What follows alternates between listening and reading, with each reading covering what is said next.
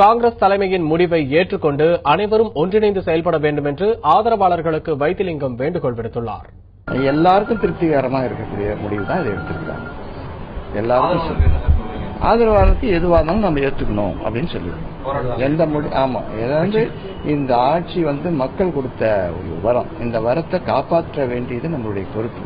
அந்த பொறுப்புல இருந்து நாம கண்டிப்பாக தவறக்கூடாது என்பதுதான் மக்களிடத்திலே, அதுவும் என்னுடைய தொண்டரிடத்திலே நான் கூறியிருக்கின்றேன்.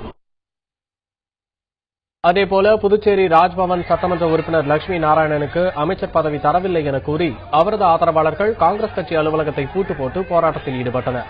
அப்போது காங்கிரஸ் தலைமையை கண்டித்து அவர்கள் முழக்கங்களை எழுப்பினர்.